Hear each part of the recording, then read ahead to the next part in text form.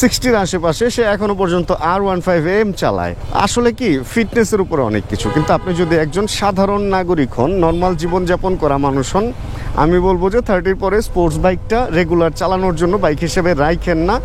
আপনি অন্য একটা কমিউটার যদি রাখতে পারেন, সাথে স্পোর্টস বাইক রাখেন, কিন্তু শুধু একটা স্পোর্টস বাইক নিয়ে আপনি সব করবেন, ট্যুরে যাবেন, ভাই এটা খুব বেশি চাপ হয়ে যাবে আপনার জন্য। এই গ্লাভসটা হয়তো 1-2 দিনের মধ্যে আমার কিনতে হবে। আমার এরকমটা মনে হইতেছে, গ্রিপটা এত মজার, মানে ধরলে হাত থেকে, এটা প্রিয় তোমার হাত ধরলে ভাই কখনো ছেড়ে যাবে না। এটার মধ্যে আপনি রাখতে পারবেন চাইলে হচ্ছে এখানে ট্যাক্স টোকেন, বাইকের স্মার্ট কার্ড, বাইকের স্মার্ট কার্ডের সাথে লাইসেন্স। স্পোর্টস বাইকের খেলা হইলো এই যে এটা, রাস্তা একটু ভেজা,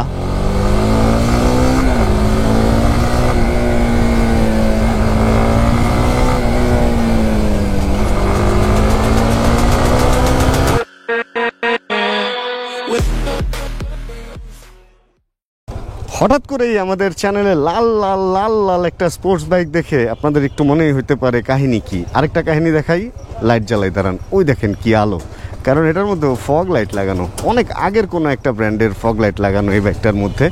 আর এই বাইকটা আমি চালাইতেছি কেন বা কি, এই কাহিনীর আগে একটা অন্য কাহিনী বলি। সেটা হইলো এই স্পোর্টস বাইক, সেটা যত আরামেরই হোক না কেন, বাংলাদেশে মোটামুটি সবচেয়ে আরামের স্পোর্টস বাইক কোনটা জানেন তো? সেটা হলো সিভিআর 2016 মডেলের থাই এডিশন, যেটা ওটা হচ্ছে বাংলাদেশের সবচেয়ে আরামের স্পোর্টস বাইক। অ্যান্ড তারপরের আরামের স্পোর্টস বাইক হচ্ছে সিভিআরই 2019 মডেল, যেটাকে বলে একটু চিপা চাপা। অ্যান্ড তারপরে যদি আরামের বলেন তাহলে হচ্ছে এইটা সিভিআর 2021 থেকে এখন পর্যন্ত যে মডেলটা চলতেছে। আচ্ছা, একটু বৃষ্টি হইতেছে, আমার ক্যামেরাতে যদি পানি টানি পড়ে তাহলে একটু ঘোলা দেখা যেতে পারে, ওই ব্যাপারটা একটু মাফ করবেন। তাহলে সিভিআরের এই 3টা মডেলই বলা যায় হচ্ছে সবচেয়ে আরামের, মানে সিভিআরই এখন বাংলাদেশের সবচেয়ে আরামের স্পোর্টস বাইক। অ্যান্ড এরপরে যদি আসেন তাহলে বাকি যত স্পোর্টস বাইক আছে সেগুলা। এখন হর্ন কই, হর্ন এখানে কি বিশ্রী আওয়াজ রে, এটাতে নাকি পানি মারছে, পরে একটা হর্নের লাইন খুলে গেছে, এই জন্য আওয়াজটা বিশ্রী দিতেছে। আচ্ছা, যে জায়গায় আমরা ছিলাম ওই জায়গায় আমরা থাকি। এরপরে আরামের বাইক হচ্ছে বাকি অন্য যে স্পোর্টস বাইকগুলো আছে। এখন সিভিআরই সবচেয়ে আরামের, তারপরেও এটা কিন্তু একটা স্পোর্টস বাইক। অ্যান্ড এই বাইকটা আমার হাতে কেন, এটার পিছনে সবচেয়ে বড় কারণ হচ্ছে এই বাইকটা কিছুদিন আগে গেছিল বান্দরবন।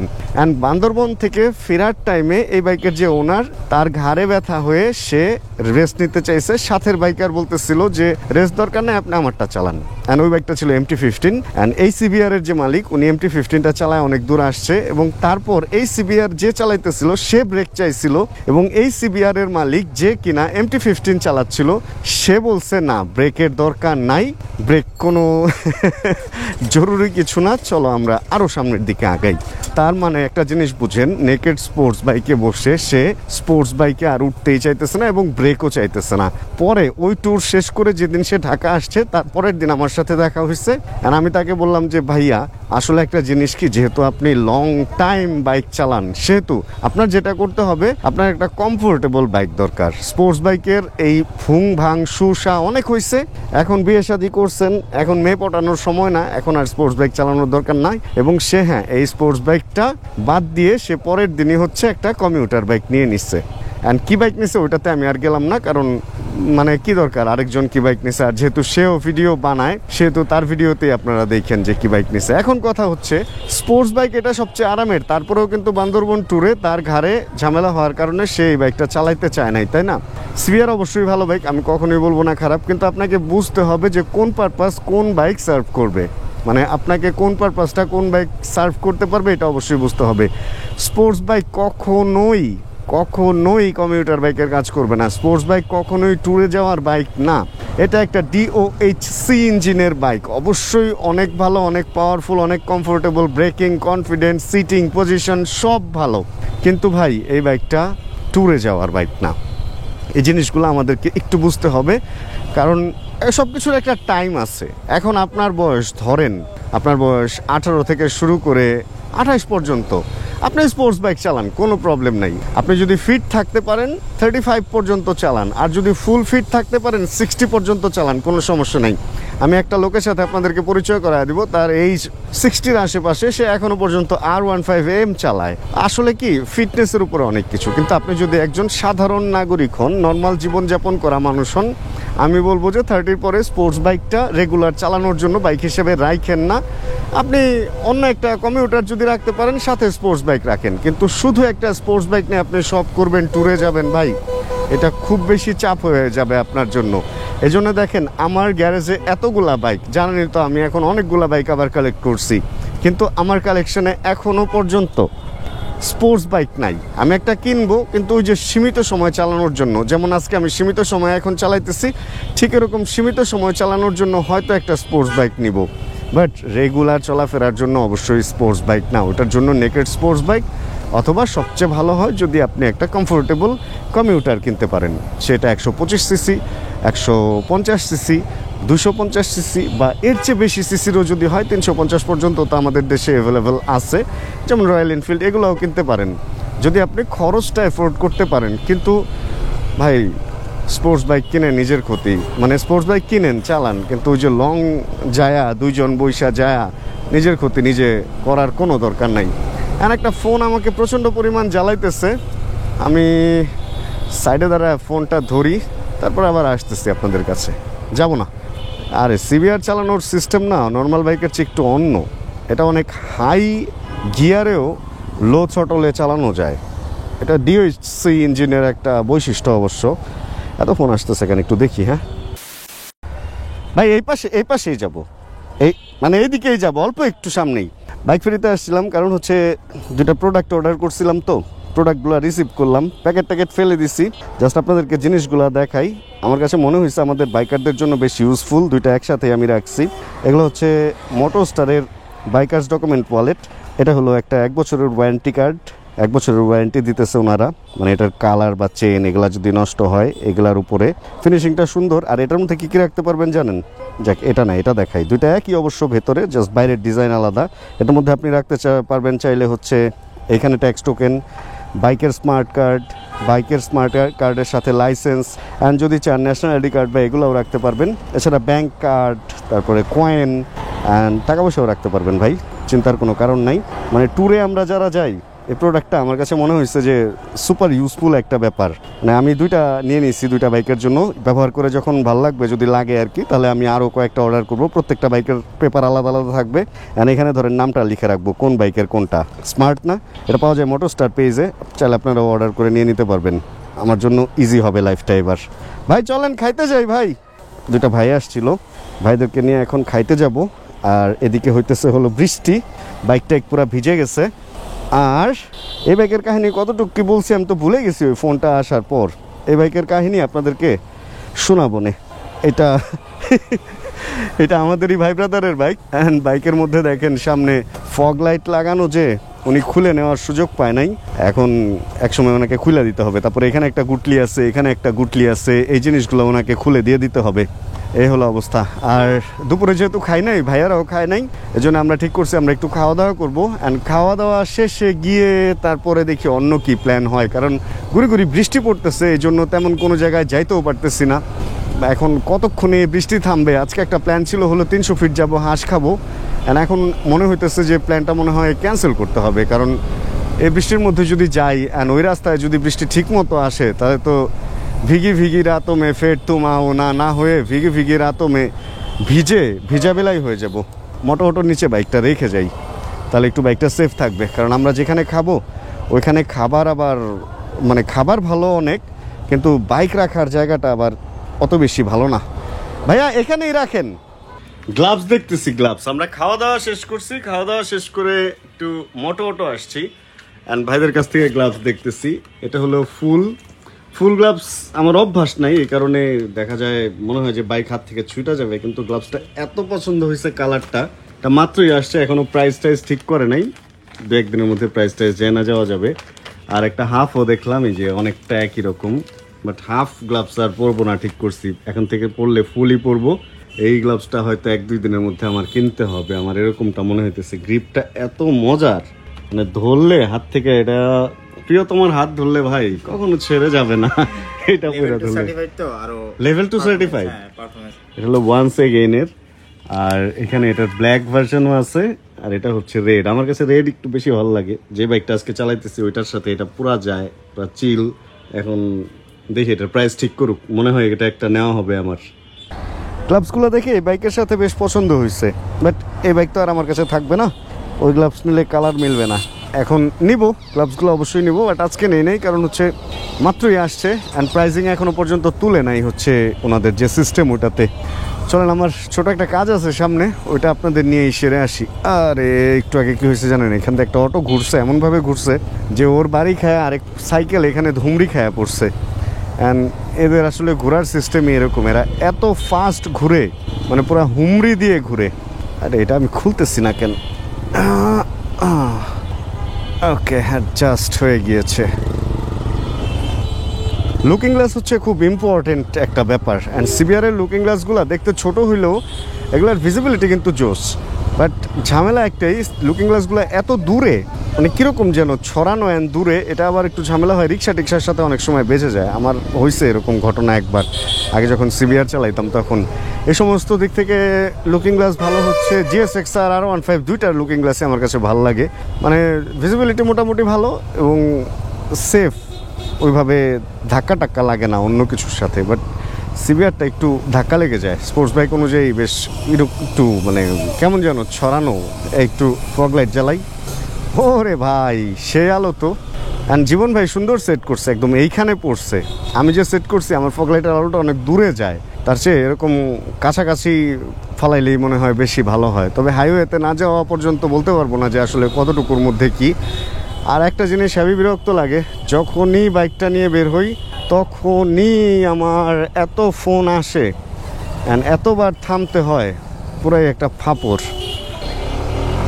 স্পোর্টস বাইকের হেডলাইটের আলো কখনোই না আসলে ওরকম ভালো হয় না। দেখেন এটার হেডলাইটের আলো মোটামুটি চলে, সিটির জন্য ঠিক আছে, যখন হাইওয়েতে চালাবেন অপোজিট সাইড থেকে বড় গাড়ি আসবে ভাই, এই লাইট তেমন কোনো কাজেই দিবে না। প্লাস আপনি গহীন জঙ্গল বা গহীন গ্রামে যখন বড় রাস্তায় বিশেষ করে চালাবেন তখন এই লাইটের আলো মানে ওরকম আপনাকে সাপোর্ট দিবে না। এটাই হচ্ছে একদম, মানে এটা আপনাকে মানতে হবে, আপনি মানেন চাই না মানেন, রিয়েল ফ্যাক্ট হচ্ছে এইটা। স্পোর্টস বাইকের আলো আসলে ওইভাবে ফোকাস করে বানাই না, কারণ স্পোর্টস বাইক তো ভাই আসলে ওই ফোকাস করে বানায় না, এটা আসলে ভালো রাস্তায় সীমিত সময় চালানোর জন্য। কিন্তু আমরা যেটা করি এগুলা নিয়ে দেখা যায় পাহাড় পর্বতে যায় ভাই ঘুরা ফিরা আবার সুন্দর চলেও আসতেছি, অ্যান্ড ভালো সাপোর্টও দিচ্ছে এই বাইকগুলো আমাদেরকে। আসলে এই বাইকগুলো তো ট্র্যাক বাইক না, এগুলো অন রোড বাইক, এগুলো রাস্তায় চলার জন্য ওইভাবেই বাইকগুলো বানানো হয়েছে, যে কারণে হেডলাইট দিছে, ইন্ডিকেটর দিছে, ব্রেক লাইট দিছে, অ্যান্ড এত কিছু। তো সব কিছুই ঠিক আছে, কিন্তু সব কিছুর পরে ওই যে প্রথমে ভিডিওতে যে কথাটা বলছিলাম যে আপনারা যদি বাইক কিনেন অবশ্যই একটু বুঝে কিনেন যে আসলে কোন বাইকটা কিসের জন্য। এখন দেখতে সুন্দর তো ভাই মডেলও, তাই না? দেখতে সুন্দর তো ফিল্মের নায়িকাও, এজন্য যেমন তাকে বিয়ে করে ঘরে নিয়ে আসা সম্ভব না বা আনলেও জিনিসটা ভালো হবে না, ঠিক ওই রকম আপনার স্পোর্টস বাইক যেই পারপাস, ওই পারপাস এটাকে ইউজ না করলে এটাও আপনাকে আসলে রিয়েল পারফরমেন্সটা দিতে পারবে না। এটার পারফরমেন্স যেখানে ওইখানে এটা ভালো পারফরমেন্স দিবে। যেমন ভাই আমি একটা সহজ কথা বলি, একটা হিরো বা একটা হিরোইন ফিল্মেই ভালো অভিনয় করতে পারে, বাস্তব জীবনে তো সে তা না। এখন আপনি ধরেন একটা ফিল্মে দেখলেন যে একটা মানে গায়ক, যেমন আশিকি 2, মানে গায়ক গায়িকা দেখে ওই নায়ক নায়িকাকে আপনি বিয়ে করে ফেললেন, ঘরে নিয়ে আসলেন, এনে তো দেখবেন যে হায় হায় কি বিয়ে করে আনলাম, এখন তো দেখি গাড়ির হর্নের মতো গলার আওয়াজ। তো ব্যাপারটা ওই রকম আসলে। এখন এই বাইকটা দেখতে সুন্দর বা স্পোর্টস বাইক দেখতে সুন্দর এই জন্য যে এটা চালাইতে আরাম হবে ব্যাপারটা তো আসলে তা না। দেখতে সুন্দর হইলেই যে খাইতে মজা হবে ব্যাপারটা আসলে ওই রকম না। এগুলা হচ্ছে অনেকটা মাকাল ফল টাইপের, দেখতে অনেক সুন্দর, ভিতরে কোনো টেস্ট নাই বা খাওয়ার যোগ্য না। তো এটা আসলে অত মাকাল ফলও না, এটা জাস্ট এটার ব্যাপারটা এটা বুঝি আমরা, তারপরে হুদায় একটু পেশাল পারলাম যে কি করব আসলে। এক জায়গায় যাইতেছি, বললাম না একটা কাজে, এখন কিছু তো বলতে হবে, তা নাহলে আর কিভাবে হবে বলেন, আড্ডা না দিলে হবে? আমি জানেন আড্ডাতে কখনো কোনো কথাই বলতে পারি না, মানে আমার সাথে যদি কেউ কখনো বসে বা রাস্তাঘাটে দেখা হয়, চা যদি একসাথে খাই, আমাকে বলে ভাই আপনি কি কথা এত কমই বলেন নাকি আমাদের সাথে ফ্রি হইতে পারতেছেন না? আমি বলি ভাই আমি আসলে কথা ইনটেক করি, মানে আমি বিভিন্ন মানুষের সাথে কথা শুনে তাদের ব্যাপারগুলা বুঝে এগুলা ভিডিওতে শেয়ার করি, জ্ঞানগুলো আহরণ করি, ঠিক আছে, কিন্তু আমি আসলে অতটা মানে মিশুক প্রকৃতির মানুষ না যে যারে তারে পায়ে একদম অনেক মিশে যাইতে পারবো, এরকম না। আমার একটা মানুষের সাথে ফ্রি হইতে বা মিশতে অনেক সময় লাগে ভাই, অনেক সময় পরে গিয়ে দেখা যায় তার সাথে আমি ফ্রি হইতে পারি। এটা একটা লং টার্ম, একটা লং সময়ের ব্যাপার। যাই হোক, মোটামুটি সন্ধ্যা হয়ে গেছে, আর আমি যাইতেছি হচ্ছে বিএনপি বাজার নামে, এখানে একটা এরিয়া আছে, ওইখানে কিছু পাইকারি দোকান আছে, আর আমার যে জিনিসগুলো লাগবে ওগুলো পাইকারি লাগবে, তো এই জন্যই ওখানে যাইতেছি। চলেন ওদিকে যাই, অন্ধকারও হয়ে যাবে এখন। আপনাদেরকে আসলে ভিডিওতে কতটুকু দেখাইতে পারবো জানি না, এই অন্ধকারের আগে একটা জিনিস দেখার ইচ্ছা ছিল, সেটা হলো ভাইরাল কেক। আসলে ভাইরাল কেকটা যে কোন জায়গায় বেচে আমি এই ব্যাপারটা না জানি না। আমি এই এলাকায় থাকি, এত আশপাশে এত জায়গায় ঘুরি, যে রাস্তা দিয়ে আমি ঘুরি ওই রাস্তাতেই নাকি ভাইরাল কেক, কিন্তু আমি কখনো না আমার চোখে পড়ে নাই। চলেন আজকে একটু আপনাদের নিয়ে এই বাইকটা নিয়ে একটু ভাইরাল কেক খুঁজে আসি, দেখি আসলেই পাওয়া যায় কিনা এদিকে। স্পোর্টস বাইকের খেলা যে কি, ওই খেলাটা চলেন এই যে বাম পাশের এই রাস্তায় গিয়ে আপনাদের দেখাই। যান ভাই যান। স্পোর্টস বাইকের খেলা হইলো এই যে এটা, রাস্তা একটু ভেজা।